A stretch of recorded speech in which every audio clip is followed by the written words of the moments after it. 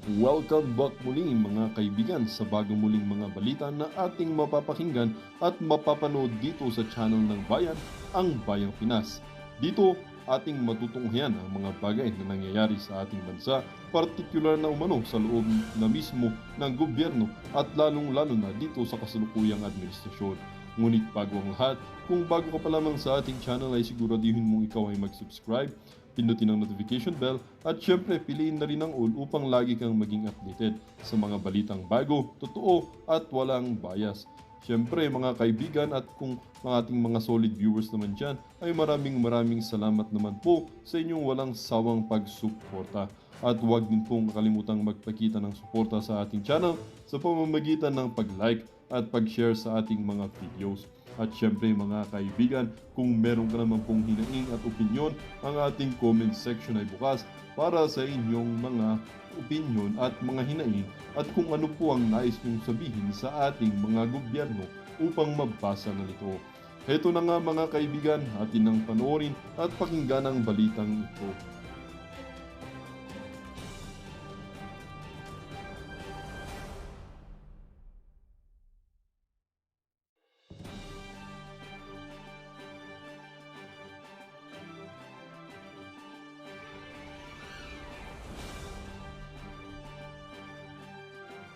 Attorney Trixie, si Agent Morales, si Mark Lopez, at marami pang iba. So ngayon mga kababayan,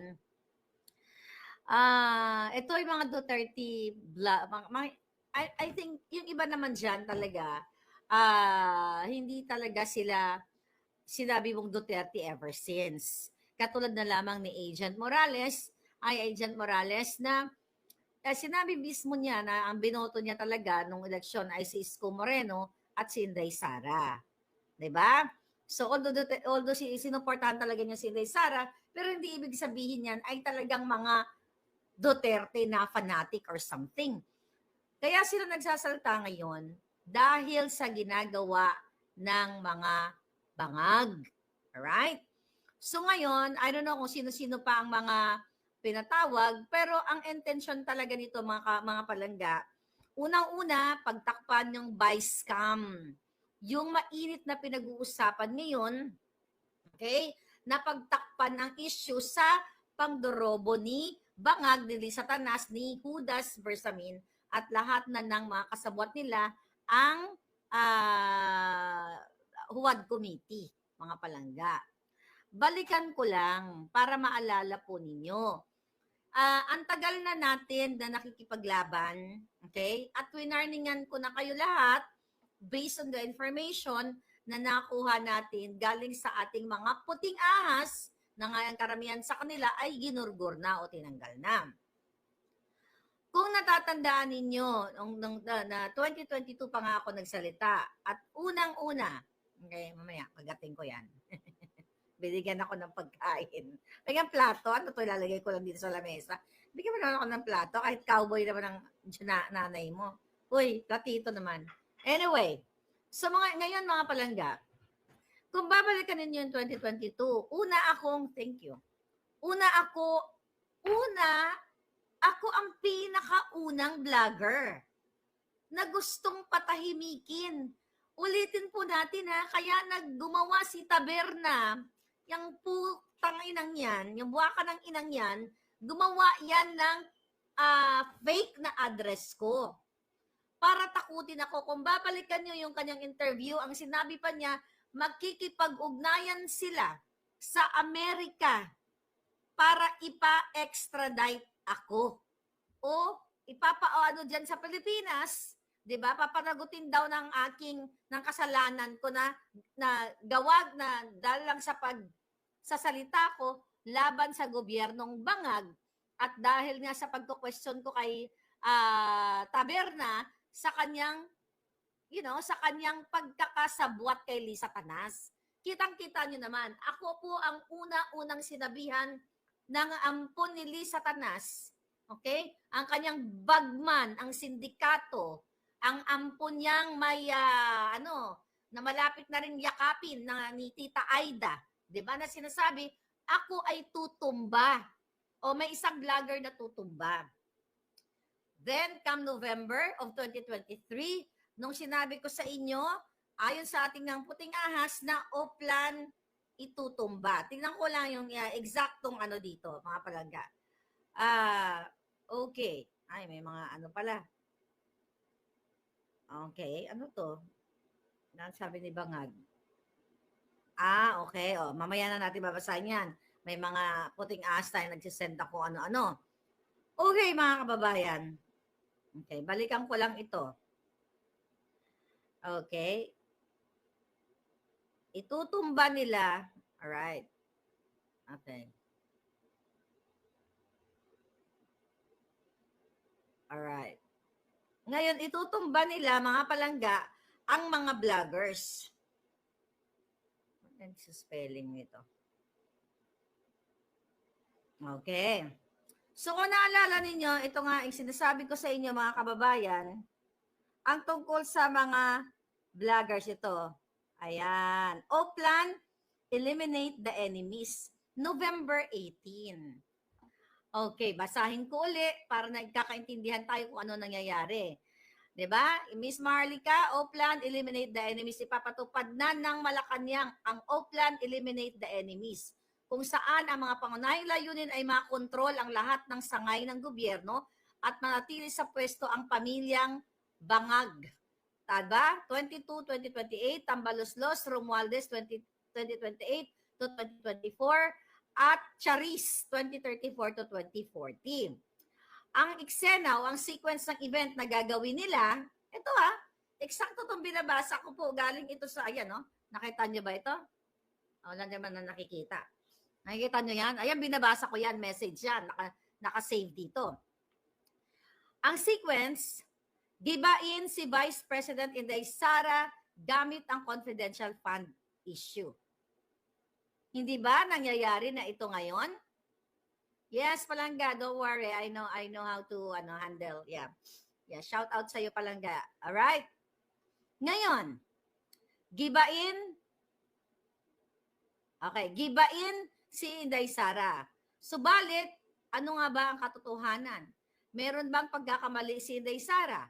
Nag-request lamang si Inday sa Office of the President kung maaari siyang mabigyan ng pondo gamitin bilang confidential fund at pumayag at nagbigay ng pahintulot si Bangag at nagbigay ng direktiba na hanapan ng pondo at bigyan daan ang request ni Sara. Malinaw ang source of funding ay ang Office of the President na siya rin ang nag-approve o request na maaari namang i-deny o disapprove kung merong batas na malalabag o kung ito ay unconstitutional. Si Sara lang ang pinalalabas na meron naman ng paglabag sa batas. Subalit ang katotohanan ay nagmula ang pahintulot at nagbigay ng pondo mula kay Bangag bilang Pangulo ay siya ring number 1 enforcer of all laws of the land. Ngayon, kung ito ay unconstitutional, si Bangag ang dapat managot at ma-impeach dahil siya ang nag-aproba at nagbigay ng pondo kay Sara. Sabi nga, ignorance of the law excuses no one from compliance therewith, not even when you are the president. Maliban na lamang kung na-set up si Inday Sara ni Bangag at pinainan ng kaso tulad ng inaakusa nga kay Inday Sara. At yan ay naganap lahat. Next, I'm reading the November 18 message from our puting ahas. Patahimikin si Tatay Digong. Gagamitin ni Bangag at Tambaloslos si Boying Rimulya. Bakit di pa sumunod yan doon sa Taga-Albay na mapunta sa impyerno? Nauna pa yung Taga-Albay napunta sa impyerno, di ba? May he rest in hill. Sabi ko nga, Bisaya ako, kaya punta dyan. Magkanto ka na lang sa hill. Kasi yung mga nag-wish kay Pangulong Duterte mategi, mga naunang nategi. Tignan mo yan. Alright? Kasi pag wini-wish mo ang taong matsugi, pero gumawa ng tama para sa kanyang bayan, matagal yan. Pero kung mag-wish ka na mategi ang mga demonyo, mabilis yan. Ako, nag-wish ako na mategi, pumantay na ang paa ng mga inayupa. Sunod-sunod na yan. O, tugnan mo dyan. Anyway, balikan natin. Gagamitin ni Bangag at Tambaloslos si Bonjing Rimulya para gumulong ang request ng ICC na makapag-imbestiga sa umano ay genocide na naganap noong panahon ni PRRD. Di ba nangyayari lahat ito bunsod ng war on D? Sa pamamagitan nito, sila ay umaasa na tatahimik at magwawalang kibo na lang si Pangulong Duterte sa lahat ng korupsyon, anomalya at kalabisang ginagawa ng Marcos, Lisa at Tambaloslos administration. Bahagi ng kanilang playbook ni Ahas at Tambaloslos ay ang pagpalaya kay Dilima. O lumaya si Dilima. O, wala pa ito nun, di pa nakalaya upang gamitin bilang taga-usig ni Digong katuwang si Trillanes na ngayon ay diretsong nakikipag-ugnayan kay Bangag sa Malacanang at gagawing advisor to the President or Special Envoy. So, andyan lang palikod-likod si Trillanes, di ba? Hindi maaari, andyan siya sa likod, sa kipay ni Lisa,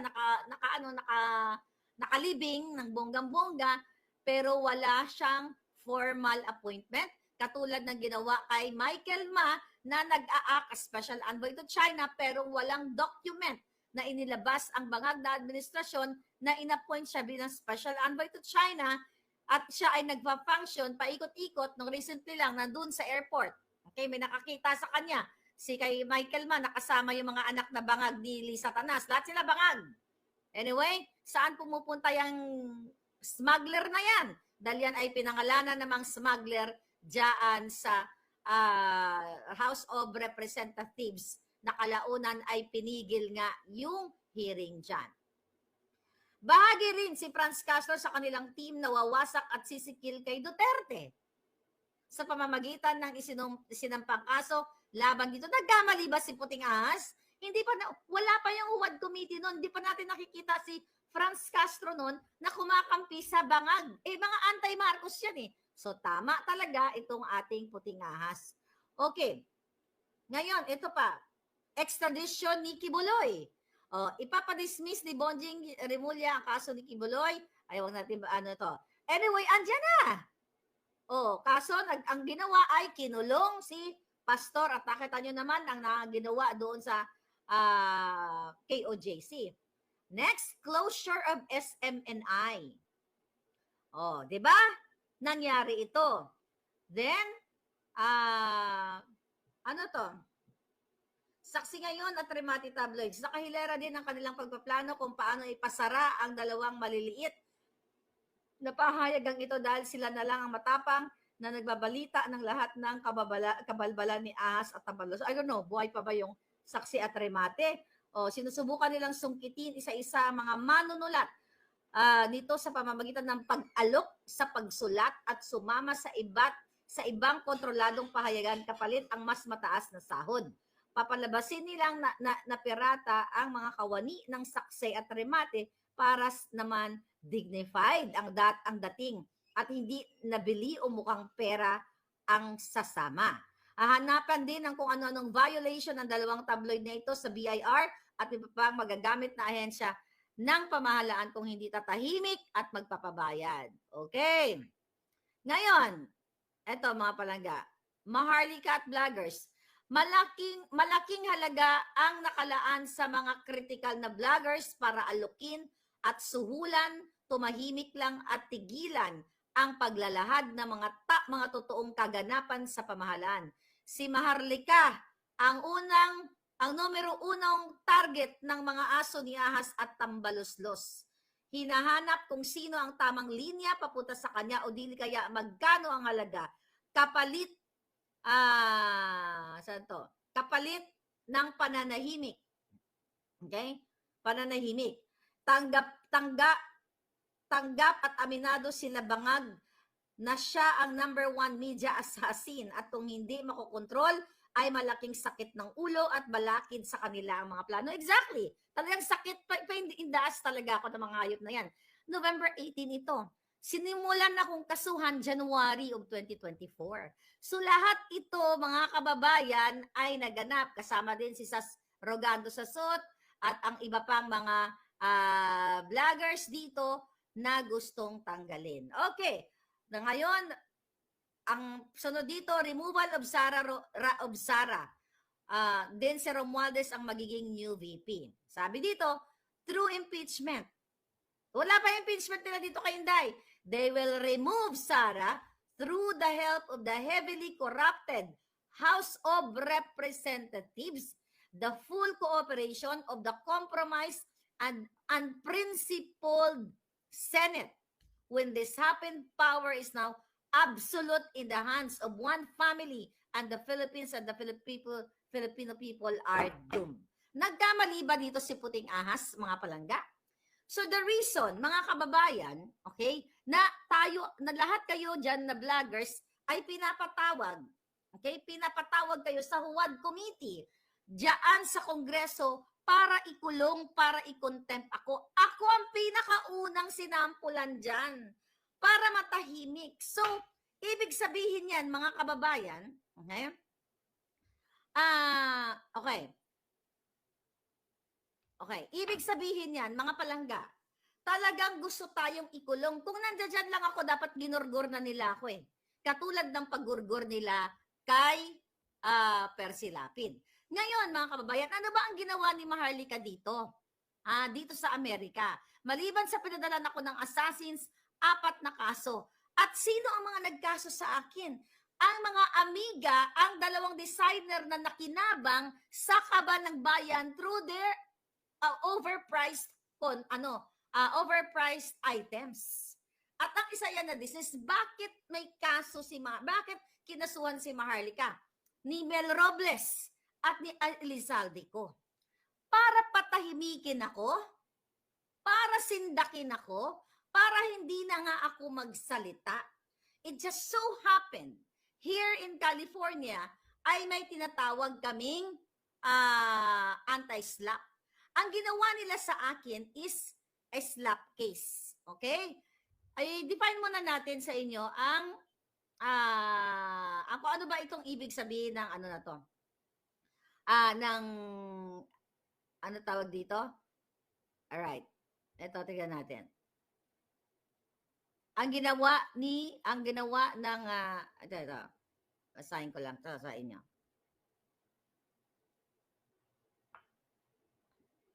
Okay. Basahin ko lang to sa inyo.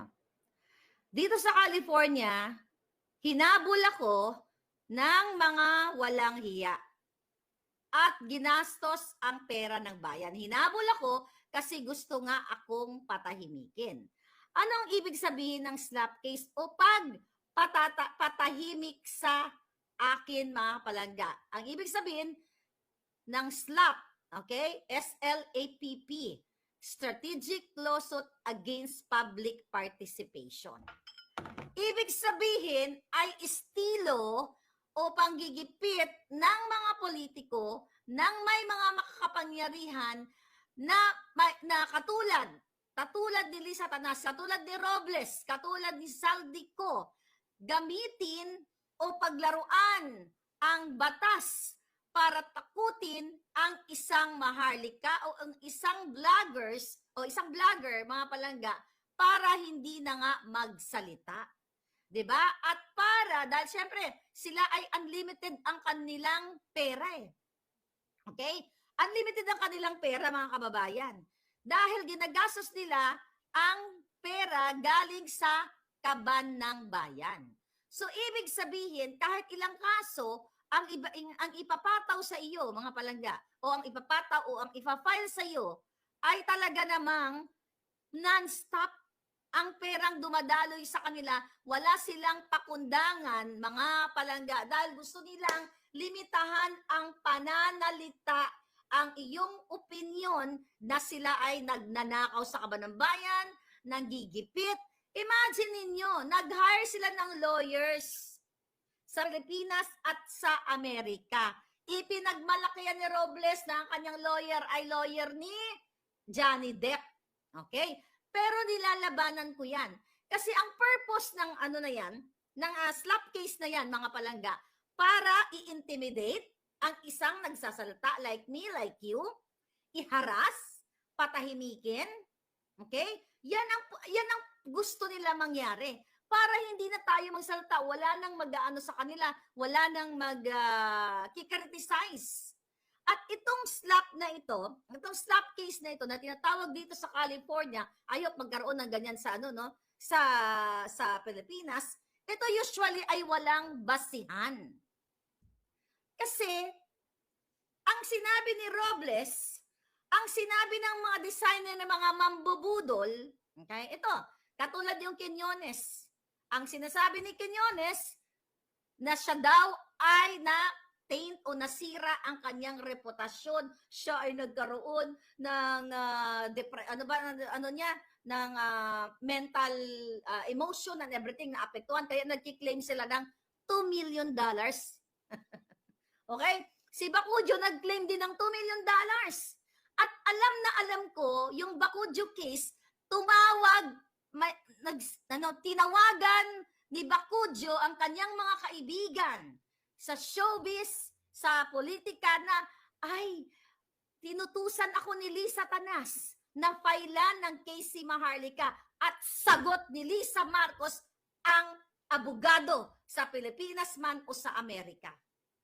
Yan ang ginawa. Ganon din si Quiñones. Si Quiñones, mga palangga, yung Poy Quiñones na yan, kilala sa industriyang mandorobo. At yan mismo, mayroong artikel na mandorobo. Si Robles, hindi nyo ba kilala? Na nagpanalo ng 433 winners sa loto, maya-maya may nanalo sa loto. So, etong slap case, para ako ang pag-ano ko dyan, ang pagbigay ko ng definition, gusto kang sampalin para tumahimikin from the word slap, slap, sampal, di ba? So, ganon ang gusto nila. Para kung tumahimik ako, nung kinasuhan ako unang ni Bacujo, yun yung unang sinampulan ako pinakalat ng kanilang mga ensimada vloggers, nako, nagtago na si Maharlika sa Mexico. Nako, ibenta mo na lahat ang mga ari-arian mo. Katulad ni Eric Sylvester, di ba? Ganyan din sabi, ibenta ko na yung mga ari-arian ko. Dahil magbabayad ako ng $2 million. $2 million din ang hinihingi ni Quiñones. Tapos si Robles, wala silang minention. Mukhang hindi umuubra yung kanilang $1 million, $2 million. Si Saldico wala din. So ano ang nangyari sa Bacujo case? Ang nangyari dyan, mga palangga, ay na-dismiss. Dismissed with prejudice. Ibig sabihin, hindi nila ako nasinda, kaya yung bunganga ko umaabot apari hanggang Amerika, hanggang apari at hulo. Buong mundo nakakaabot kasi hindi ako nagpatinag sa kanila. Hindi ako nagpasindak. Ito ngayon ang ginagawa sa mga vloggers, kaya ipapatawag dyan sa February 4. Diba? It's just so happy na dito sa Amerika, mga kababayan, ay may ganitong klaseng pangkontra, which is yung anti-slap motion. Yun yung ginagawa namin ng aking mga abogado na sinasabi ng aking mga abogado na si Maharlika ay nag-express lamang ng kanyang opinion, ng kanyang emosyon, ng kanyang gigil o galit sa ginagawa ng mga politikong tawatan. At ang sinasabi ni Maharlika Boljaquera laban sa mga politicians, laban sa mga designer, ay karapatan niya at ito'y public interest dahil nakasalalay ang pera ng bayan, nakasalalay ang taxpayers' money na ginagastos sa mga lusot. So ito'y paninindak sa akin, mga kababayan. At ito ay part ng pagnanakaw nila sa kaba ng bayan dahil ang mga ginastos nila sa kanilang mga abogado ay galing sa pera ng bayan. Dahil mismo ang isang designer, may mga tinawagan, kahit dun sa mga circle niya, ang daming nakarinig, akala nila hindi ko alam, na susuportahan ako, babayaran ni Lam ang abogado ko. Dating mga uhugin yang mga yan. Dating mga walang nilalamon, then they can afford to pay. Law firm sa Pilipinas, law firm sa Amerika. So yan ngayon ang ginagawa o gagawin nila, ginagawa na nga, para patahimikin ang mga vloggers. Hindi lang vloggers, pati mga pulis. Katulad ni Colonel Grijaldo na hanggang ngayon ikinulong nila, tinransfer nila sa Station 6 sa Quezon City para matakot ang iba pang mga pulis na magsalita kapag sila ay pinatawag dyan sa Huwad Committee na yan. Kunyari sila ay may na-witness talagang katotohanan na ginawa na mga tiwaling kaalyado, di ba? Gusto nila mag-send ng chilling effect para Manginginig kayo sa takot na wag nang magsasalita. Kahit ikaw ay pulis na matapang, matatakot ka kasi iko-contempt. But kudos, thank you. I'm very proud of you, Colonel Grijaldo. And I hope po, sa mga kamag-anak ni Colonel Grijaldo, naririnig din niyo ako. I need your bank account. Yung kaibigan ko, nag-message sa akin na she's willing to help. But anyway, we will help you. Ngayon, mga palangga, so yun yung purpose nila. Para patahimikin tayong lahat at hindi na makialam sa mga diskurso sa pang-usaping gobyerno, sa usaping pangawat nila. 'Di ba? Galit na galit ang mga buwakan ng inatong si Hubadero Dan Fernandez kasi daw kahit sino na lang daw minumura. Ulitin ko, hindi po liability